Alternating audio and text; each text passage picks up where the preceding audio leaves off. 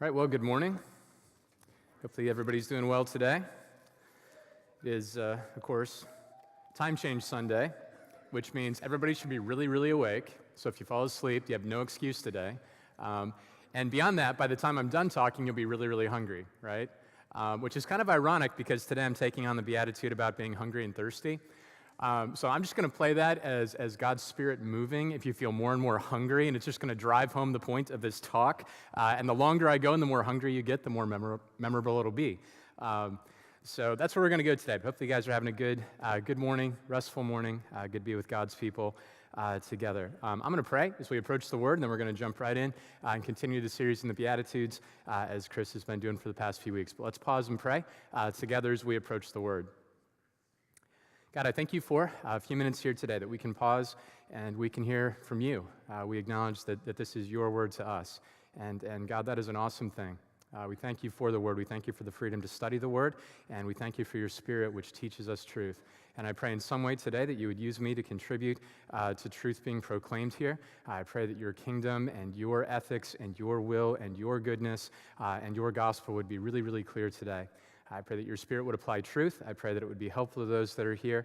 I pray for anyone here that doesn't know Jesus, and I pray that perhaps you would be pleased today to call them to yourself and save them today. Again, I ask for your help in this time, and pray it would be a blessing to everyone here. In Jesus' name, amen.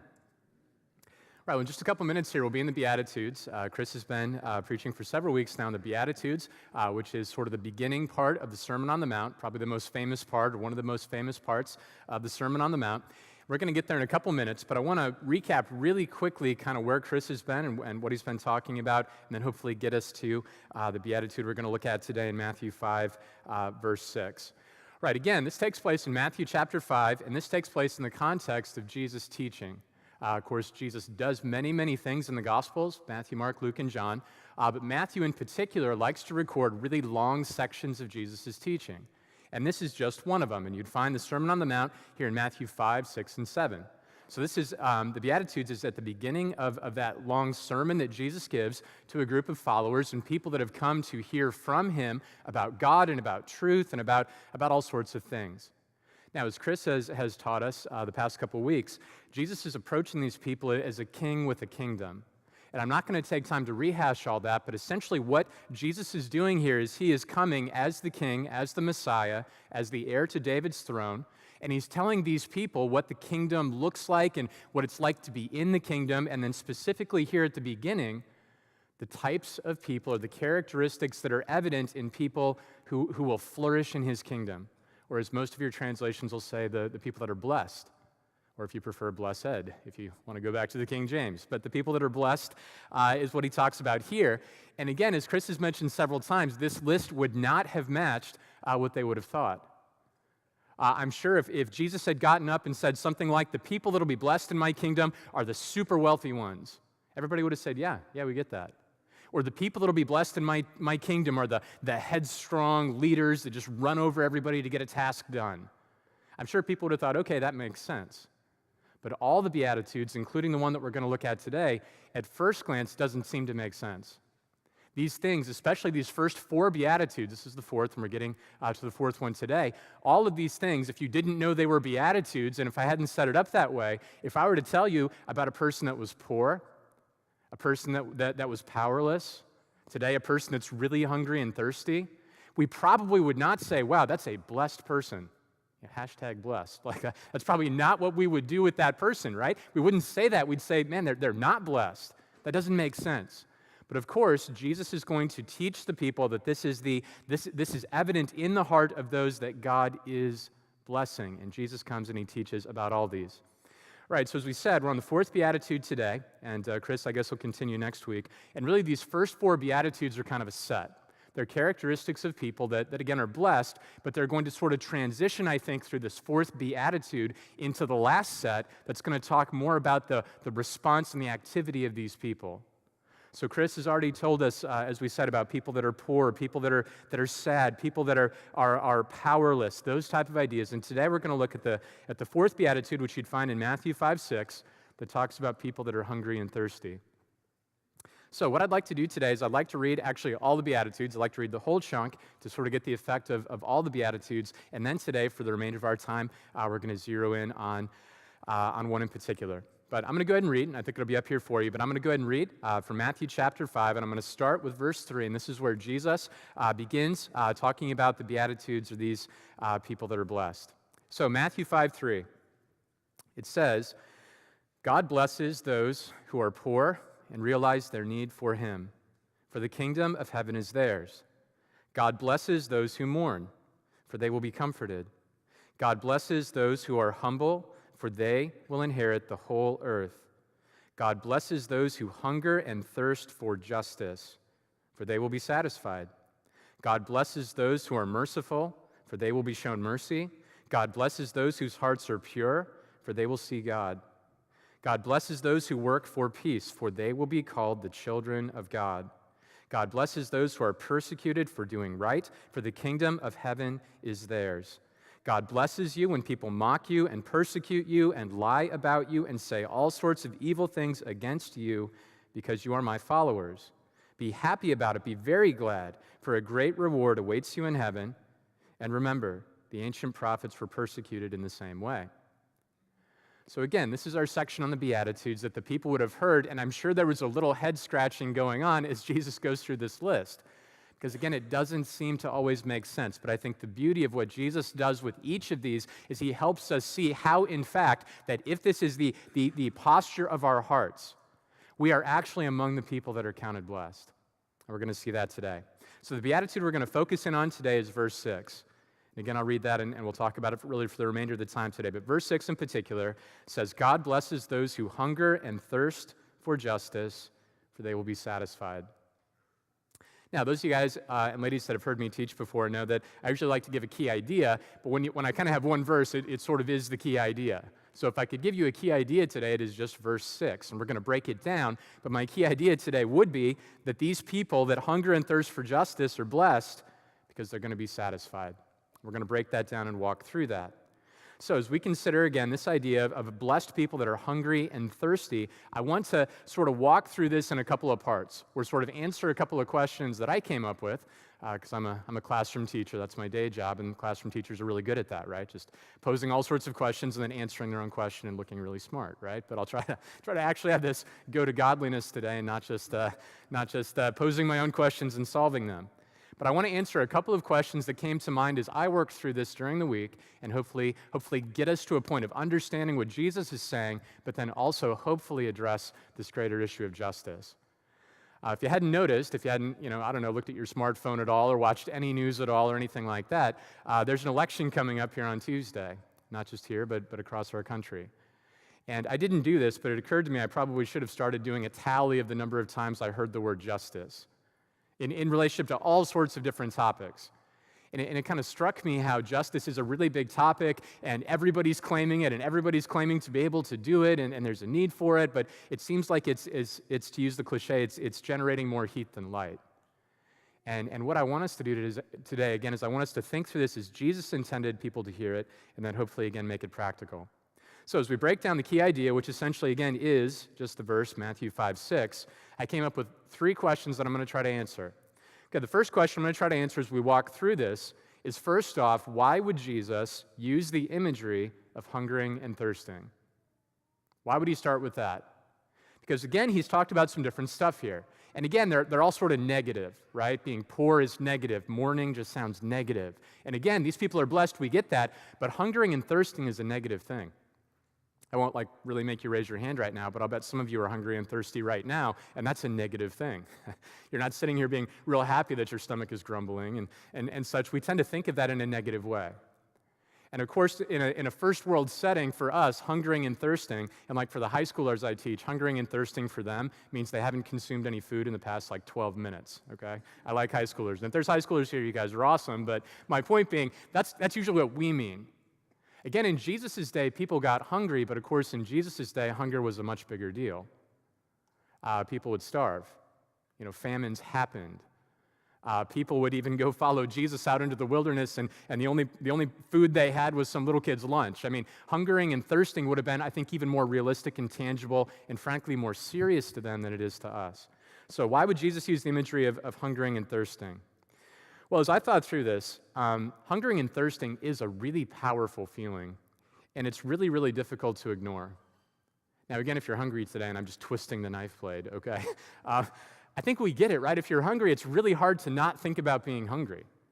I mean, there's very few things like that in our lives that just consume our thoughts, and we try to not think about food, and we try to not think about being hungry, and we just try to move on and distract ourselves with something else. But it's this thing we can't get rid of until we're satisfied, which is where Jesus is going to go with this.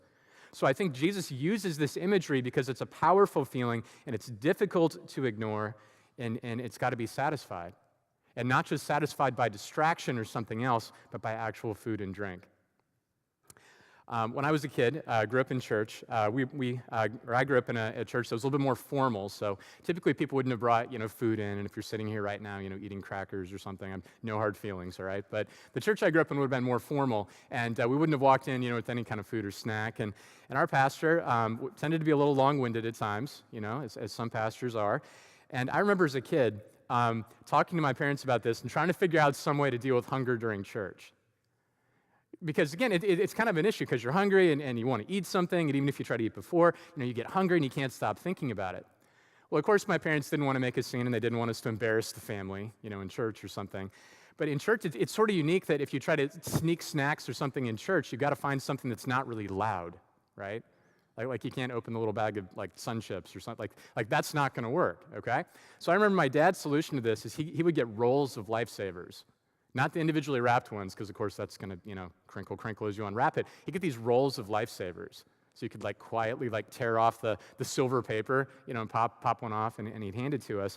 And I remember that kind of sort of solving the problem, but if I'm really hungry, sucking on Lifesavers, and of course not crunching them, because that'd be loud. Can't do that, right? But sucking on Lifesavers, it kind of tided me over a little bit, but it's really not solving the problem. And even as I'm, having a green Lifesaver and then a yellow Lifesaver, or whatever my dad was handing me, it's not fixing the problem because hunger and thirst is a deep desire that we can't ignore. Now, at risk of getting ahead of myself in my talk, for people that experience injustice, it can't be ignored. They can't just not think about it. For people that really struggle with injustice in their lives, this is a consuming thing that Jesus here is going to compare to being hungry or thirsty, or if I can even use the word starving. It can't be ignored. It doesn't go away unless it's satisfied. So I think Jesus uses hunger and thirsting. It's a powerful feeling. We can't ignore it. But also I think it's interesting when we consider being hungry or being thirsty, there's sort of what I'm going to call a good hunger and a bad hunger, and I'll try to explain what I mean by that, okay? I think hunger can be something we feel because we haven't eaten in a while. And I'm going to call that bad hunger or thirst, but I'll just say hunger for now. So if you haven't eaten in a while, if you skipped breakfast, if you didn't stop at Wawa on the way in, you may not have eaten in a while and you're hungry, and that's a bad thing. But I think hunger can also be a good thing motivated by seeing good food. This is advertising, right? When you sit down to watch football this afternoon and, there's commercials for Pizza Hut or whatever, they're trying to spark that thought of hunger in your head, even if it wasn't already there. Right as they show the pizza cutter going through the pizza, and so when he picks it up, there's gooey cheese. You're supposed to say, wow, that looks really good. Maybe I am hungry. Maybe I'll download the app and order a pizza right now and such. So I think part of the reason Jesus picks hunger and thirsting is we both can relate to this, I think, from a negative and a positive standpoint, especially when we start thinking about justice. If we have experienced injustice and pain and suffering, that's sort of like my negative hunger, to where all of a sudden it's like, man, injustice has happened. This isn't right. It hurts. I'm suffering. It's wrong. I can't get rid of this feeling. I need to be satisfied. Or I think we can sort of see this positively. That as Jesus' followers, when we're hungering and thirsting for righteousness, in those moments where either God chooses to use us or others to actually start to see justice happen, we can kind of cheer on the inside and want to get on board with it. And I think that's the kind of hungering here too. So I think Jesus is going to use hungering and thirsting. It's a powerful thing. There's sort of good and bad hunger, both. And then lastly, I sort of alluded to this already, but I think Jesus uses hungering and thirsting to show the severity or the seriousness of this issue. Hungering and thirsting, as I alluded to earlier, is a big deal. If you guys are hungry right now and you don't have anything to eat, until I get done talking, and you go out to a restaurant here in town center, most likely you'll live. If you're really going to starve to death in the next, 15 minutes, I'd rather you go now and find something, okay? No one's allowed to die while I'm talking, all right? But my point being, if you guys don't eat for a while, today, until I'm done talking and, we dismiss and you go out, you're going to be a little crabby, but you're going to live. But if we extrapolate that out long enough, you're not going to be alive anymore. If we took a person who really didn't have food or drink and that prolonged, and that went out long enough, we're not going to have a living person for long. And I think Jesus is doing this to show us the severity of injustice in a society, that literally injustice in a society will eventually literally kill people or literally end a society. And again, we could go into details from history or examples from history and other things, but I think Jesus is trying to show us here the severity of this. This really matters. We should be feeling this hunger and thirst. So that's why I think Jesus uses that analogy of hungering and thirsting. It's powerful, there's good and bad hunger and thirst, and it's something that is severe. So that's how Jesus starts, right in verse 6. Jesus says, God blesses those who hunger and thirst for justice. Now, my second question that I want to try to answer today, after I talked a little bit about why did Jesus use hunger and thirsting, my second question I want to answer is, what does Jesus mean then when he says that these people will be satisfied or filled by, the New Living says justice, some of your translations use righteousness, but what does Jesus mean by that? Well, as I just alluded to a moment ago, if we were to take time to compare, if you're on your Bible app on your phone and you were to look at different translations, it's almost 50-50 to whether translations use the word justice or righteousness in this passage, and then it's the same throughout the Sermon on the Mount. Jesus, depending on how you count, 5 or 6 more times is going to bring up the term righteous or righteousness or justice or being just. And again, there's some different nuances to these words. Perhaps one is more a status and one is achieving that status and such. But at the end of the day, I think they're really, really intertwined. Whether we're talking about the status of conformity to God's will or the quest to get people there, I think we almost can't talk about one without talking about the other. God demands that things be right, so we should seek to be right and make things right.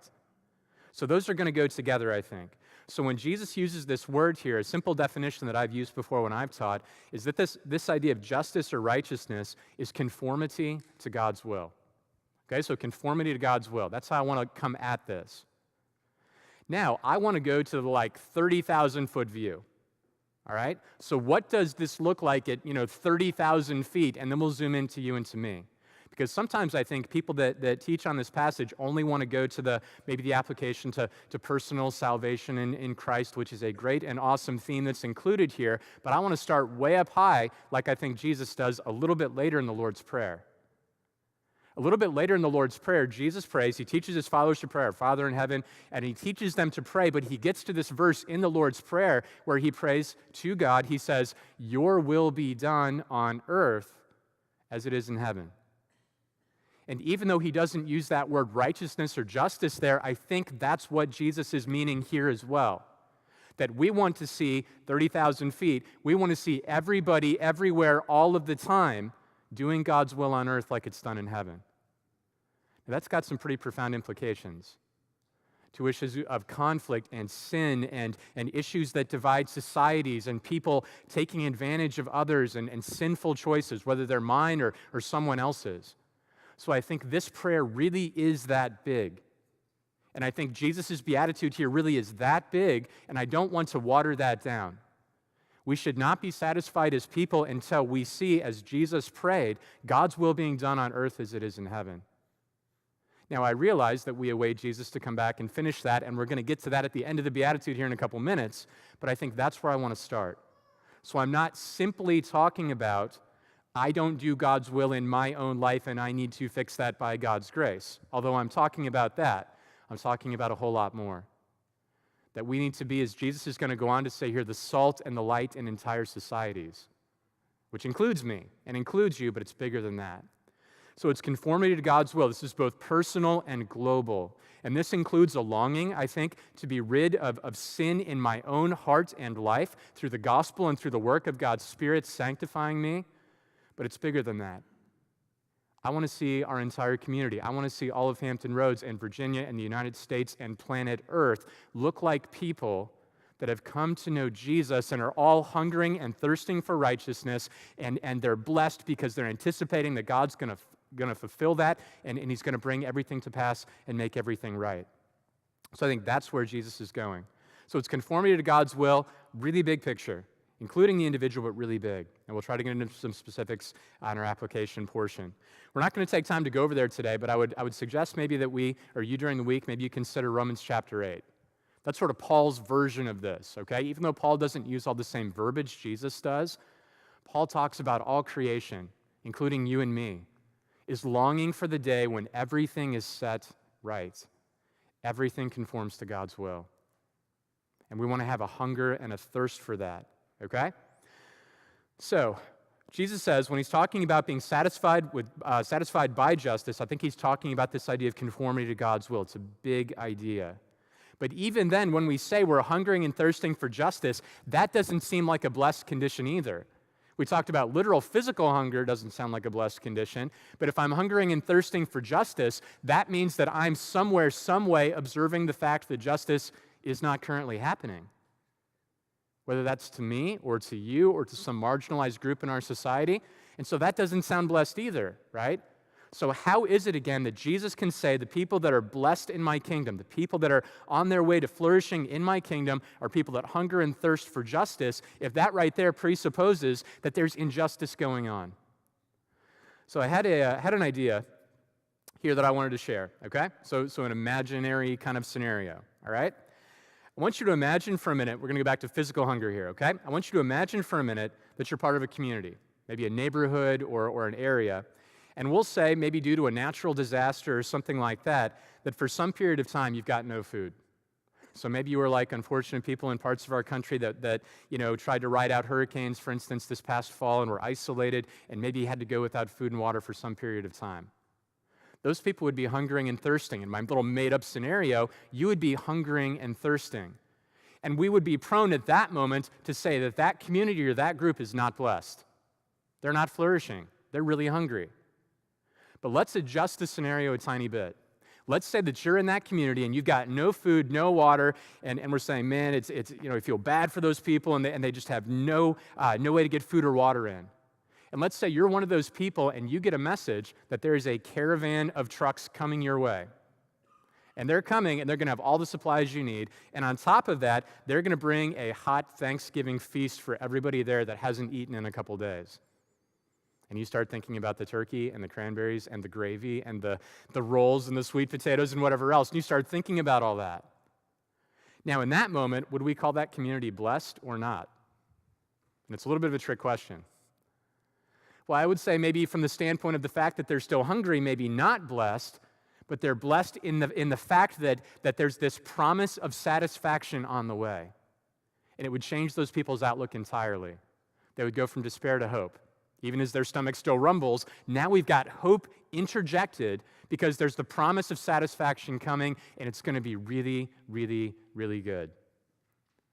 And I think that's what Jesus here is alluding to, that idea. He's saying these people are blessed. Even if we observe injustice and inside we've got this gnawing feeling like it needs to be set right and it needs to be fixed, and I'm hungering and thirsting to see that done, I can know that I am in this group of blessed people because I'm feeling this, but I'm also knowing that Jesus is going to set everything right. And it's going to be really good. And herein is the gospel. Herein is the good news. Herein is the good news that Jesus who came and lived a perfect life, a righteous or just life, and always conformed to God's will, to use our key idea from today, our key word from today. Jesus who came and lived that perfect life and died in our place and rose again, didn't do that simply to rise again and live forever. He did that so that he could offer this new life to us, an entrance into his kingdom, and the promise that he would begin to set everything right and come back one day to fix every injustice ever, which is a really awesome thought. And therein again is our hope. And I think that's what Jesus here is alluding to when he says, God blesses those who hunger and thirst for justice, for they will be satisfied, which is a really, really great thought. So, we've talked about why I think Jesus uses the idea of hunger and thirsting, and what does Jesus mean when he says that we'll be that need will be satisfied by justice. And where I want to go with my last question before I apply it, we'll keep it rolling because you're probably literally getting more and more hungry. Okay, we'll keep it going. All right, my last question that I want to try to address then okay, is as we anticipate God's ultimate justice being done, or the fact, as I just read, as we anticipate this fact that Jesus is going to set everything right, what are we to do in the meantime? Do we just sit back and say, hey, if no injustice is happening to me right now, I don't really care about your injustice because you know what? Someday Jesus is going to make it right, so I'm good right now, and as long as injustice isn't knocking on my door, injustice hasn't come to my neighborhood or my street or my group of friends and family or whatever, then you know what? Jesus is going to fix it all, so I'm just going to sit here and be happy and, and just chill out. Well, I don't think that's it either. And if you're like, well, wait a minute, isn't Jesus the one that's going to fix everything? Yes, but I also want us to consider what is our role in the meantime. Because I think we do consider ourselves blessed, even if we're hungering and thirsting to see justice done. We consider ourselves blessed because we know Jesus will set things right. But I want to draw your attention even to a few more things Jesus says right here in the Sermon on the Mount. That I don't think he intends his followers to sit back, listen to the Beatitudes, and consider themselves really awesome because they identify with the Beatitudes and just sit there and sort of stare and watch the world go by. No, I think Jesus is going to call them to action. In fact, the Sermon on the Mount ends with a call to action. Right? We want to be like the guy that builds his house on the rock, and what's the difference between that guy and the guy that built on the sand? The guy that builds on the rock hears Jesus' words and does them, right? Now, as we've done through the series, I want to be careful to not portray this as some sort of transactional thing with God. So I am going to talk now about how we can pursue justice. But again, as we've talked through this whole series, what I do not want you to hear right now is if you try really, really, really hard to hunger and thirst after righteousness, then somehow God's going to repay you by satisfying you, okay? Now, not to confuse you, but again, as we said earlier, we're talking about a status of people in God's kingdom, okay? So we are not somehow earning God's satisfaction that he's promised to us by how well I pursue justice, okay? That's not what I want you to hear. What I do want you to hear, though, is what I think Jesus is going to teach in the rest of the Sermon on the Mount. And I'm just going to highlight a few verses, and we'll wrap it up here shortly. Okay, so our verse that we're focusing in on today is verse 6, right? It says, God blesses those who hunger and thirst for justice, for they will be satisfied. But notice even the very next couple of Beatitudes. While again, we're not talking about a transactional thing between us and God, do not the next few Beatitudes sort of sound like justice, reconciliation, those kind of things happening? The next couple Beatitudes, if I were to pick up again at verse 7, God blesses those who are merciful. Doesn't mercy in a society sound like a good activity to promote justice, for instance? If we were to go on, he talks about purity of heart, that presumably is going to impact the way we live and decide things and interact with people. Verse 9, God blesses those who work for peace. Do these things not have the echoes of justice in them? If we were to go down a little bit farther, it says in verse 10 then, God blesses those who are persecuted for doing right. And again, as I mentioned when I read it initially, that's our same root word here, right? For doing right. So again, it's not a transactional thing with God. We know that we're blessed because I'm hungering and thirsting for righteousness, and I know God's going to satisfy that. But yet at the same point in time, I need to do right. I need to do justice. Like I need to see this thing out as much as I can. If we were to go on, and we don't have much time left today, but if we were to go on and just highlight some other just high points, I'll just mention them for sake of time. We already mentioned the Lord's Prayer, this idea of we're praying for God's will to be done, but that involves you and me doing those things. If we were to go on further in the Sermon on the Mount, maybe to another really famous verse over in Matthew 6, where Jesus says, seek first the kingdom. And again, some of your translations are going to say righteousness, but some of them are going to say justice. Seek first the kingdom and seek God's justice, and all these things are added to you. I think we could go on. We could look at the life. We could look at the ministry of Jesus, where Jesus both teaches his followers to pursue justice. Jesus models it for them. Jesus insists that his followers practice justice with correct motives. He talks a lot about that. He rebukes the Pharisees, and as Chris has mentioned several times, we don't have a lot of time today, but as Chris has mentioned several times in sort of our anti-beatitudes or woes, if I can put it that way, over in Matthew 23, Jesus calls out the Pharisees. He says, you guys are willing to tithe tiny little fragments of herbs, but you've neglected the more necessary part of the law. And when Jesus says that, he mentions justice. So this is something that I think Jesus expects us to hear in the Beatitudes, but actually, by God's grace, as we have opportunity, we're to do it. So, as we draw it to a close, I want to expand a little bit my previous illustration. Do you remember that? Hopefully you do. Okay, hopefully you don't have short-term memory or Dory from Finding Nemo syndrome, okay? You remember my previous illustration from a couple minutes ago? All right, where I was talking about, imagine that you're in a town and your town has been cut off from supplies. We would say that town is not blessed, but if they have the promise of being satisfied, then those people are blessed because they're anticipating being satisfied. So let's take that illustration one step farther. Let's say you're in this town and you've heard that the caravan is coming to satisfy needs, and not only do they have all the supplies in the back of the trucks you need, but they're going to set up an awesome Thanksgiving spread. You're all happy about that and you're blessed, but let's say it's not going to be here for a day or two, and you come across a box of granola bars. What do you suppose you should do? Sit back and say, great news, guys. We're all starving here and we're hungry, and all these little kids over here are crying because they have no food. I found these granola bars, but you know what the good news is? The trucks will be here in 2 days. Now, what do you suppose we should do? How about you hand out the granola bars, right? Even if the granola bars don't match the trucks, we have a responsibility in the here and now. And I think that's how Jesus is going to teach this. We have a responsibility, as fallible as we are, and as much as we know that apart from the return of Christ himself, we can't set everything right. I think we still have a responsibility to follow the example and explicit teaching of Jesus and seek to do justice. So, one more time, our key verse, and I want to give you a couple applications, then we'll transition to communion. So one more time today. God blesses those who hunger and thirst for justice, for they will be satisfied. So I've got 4 applications for you today very quickly, and then I will pray and we'll transition into our communion time. Okay, application number one. With the first application today, I'm thinking of people, not anybody specifically by name, but I'm thinking maybe of people that maybe you've come and maybe you're not familiar with our church, or maybe you're not that familiar with the gospel, and maybe you're not that familiar with a lot of what I've said, but maybe what you are connecting and resonating with today is feelings of injustice toward you. You feel like you've been messed over by society as a whole, maybe by your employer, maybe by a family member, maybe by the system, the ambiguous them, whatever it might be, but you identify with the feeling of I have experienced injustice. And maybe you've got that hunger and thirst right now. Maybe you're saying it's got to be set right, but the first sort of person that I was thinking about today is perhaps someone that has struggled with the feeling of injustice, but hasn't yet found hope in Jesus. And again, while I mentioned the gospel briefly today, I hope that if you're here today and that's your experience, that you are filled with sorrow or anger or other emotions of what you perceive to be injustice that's been directed to you, I want you to hear the good news of Jesus, that God cares.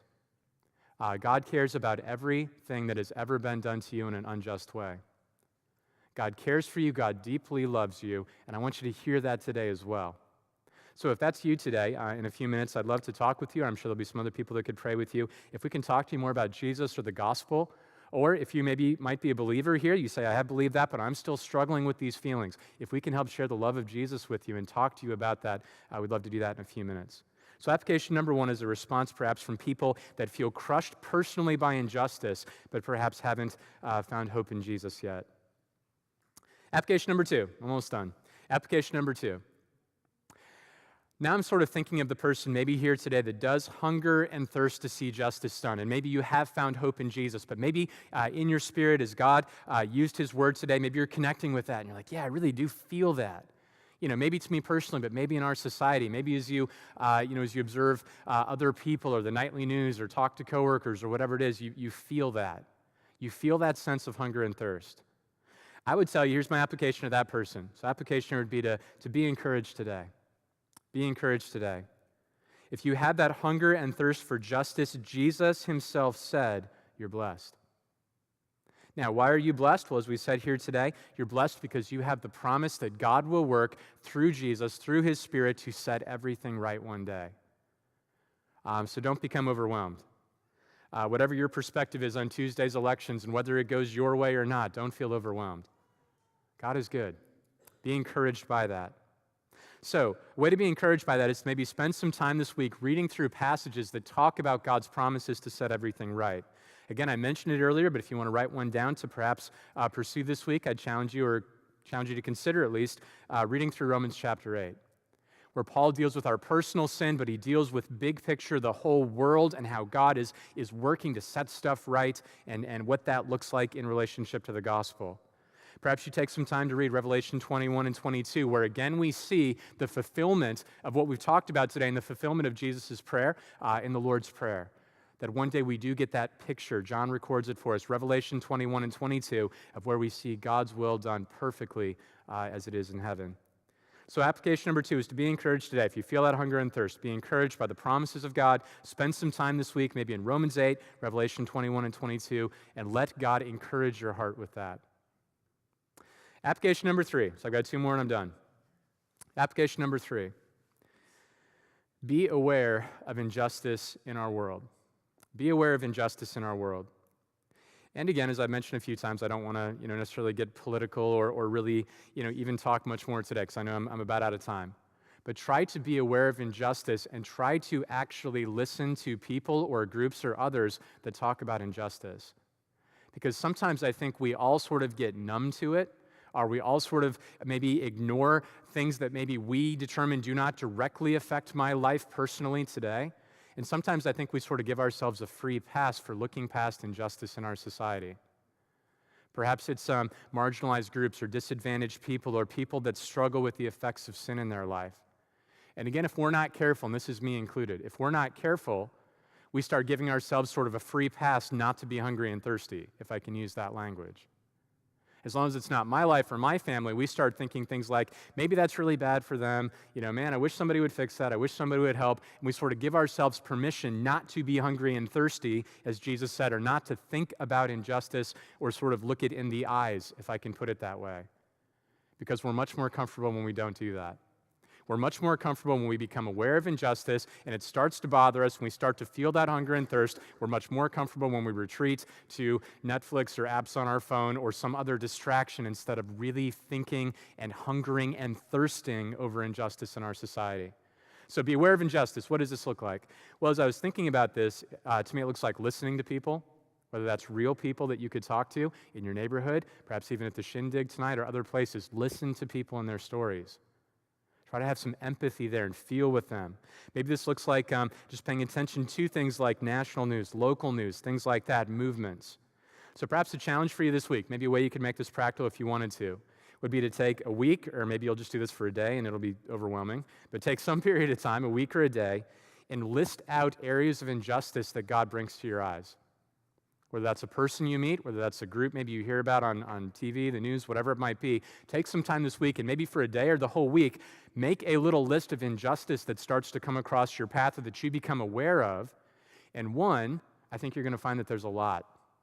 And I know we all know that, right? If I said, is there a lot or not? Everybody would nod their head. But you're going to find out there's a lot, both big picture and small picture, both big groups and individuals.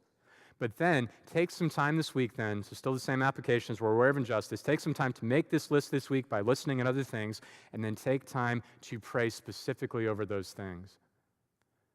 Pray for that guy or lady you work with that has been wronged. Pray for them. Pray that God's will would be done in their life as it is in heaven. Pray for them. Try to pray for groups, pray for our society, pray for our world. Last application, I'm done, I promise. Okay, so application number 4 then, last application. Last application today, dealing with hungering and thirsting for righteousness and justice and acting. Application number 4, as you are able, prayerfully consider how you can act to remedy injustice in our society. So as you're able, I realize we cannot fix every problem everywhere all the time, I get that. But God in His providence will often bring things across our path that we have a unique connection, for instance, to a person or an area or a group or a neighborhood or whatever it might be. And if God is working in your heart, both today and big picture, and you are feeling that injustice needs to be righted, and then God brings somebody across your path that's struggling with injustice, and God in His providence has given you the means. That could be finances, it could be time, it could be, it could be a lot of things, right? But God in His providence has lined all those things up. Perhaps that's where God wants you to engage and seek to act. So, my last application before I pray and I'm done. As you are able, seek practical ways to remedy injustice this week. Pray and ask God to bring those things across your path, and pray and ask God to make you both aware of them and then to see a way to act and try to bring justice to that situation. All right, I'm done there today with my talk, so I'm going to pray, and after I pray, we're going to transition into our time of communion. But let's pause and pray to end our time in the Word.